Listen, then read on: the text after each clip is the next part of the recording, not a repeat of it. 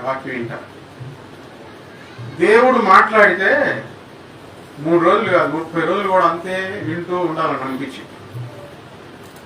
ఆయన మాట్లాడుతున్నాడు, వీరికి కావాల్సిన విషయాలు మాట్లాడుతున్నాడు కాబట్టి వీళ్ళు కూడా ఓపికతో వింటా ఉన్నారు. ఇక దేని మీద శ్రద్ధ లేదండి. ఇంకా దేని మీద ఉంది శ్రద్ధ? ఆయన చెప్పే మాటల మీదనే ఉంది.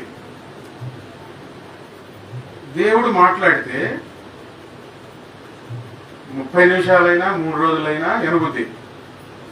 మనిషి మాట్లాడితే, ఇప్పుడు నేను దేవుని ఆలోచనలు విని మాట్లాడుతున్నాను అనుకోండి, మీకు వినబుద్ది. నేను మాట్లాడుతున్నాను అనుకోండి, కాసేపు వినబుద్ది అయితే కాసేపు విసిగేసి. అందుకే ప్రభువా నువ్వు మాట్లాడయ్యా అని నేను వేదనతో ఎక్కుతాను, దయాస ఎక్కుతాను.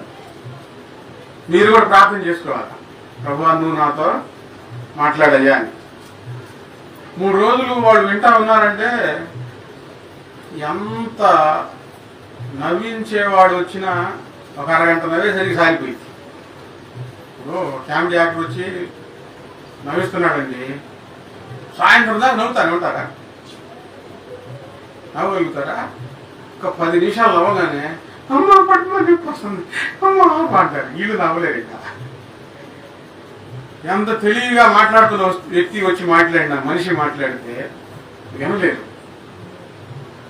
ఆయన శక్తి వినిపించడంలో కూడా క్రియారూపం దాల్చిందండి. కూర్చున్న వారిని 3 రోజులు ఆహారం లేకుండా ఆయన వినిపించగలిగిన ఆయన శక్తి. మీరు కూడా ఎవరితో అయినా బయట మాట్లాడేటప్పుడు దేవుని గురించి మీరు మాట్లాడితే వినరు. మన ద్వారా ఎవరు మాట్లాడాలి చెప్పండి? ఎవరు మాట్లాడాలి? ఎంతైనా వినబుద్ధి. దేవుని మాటలే పలకాలి.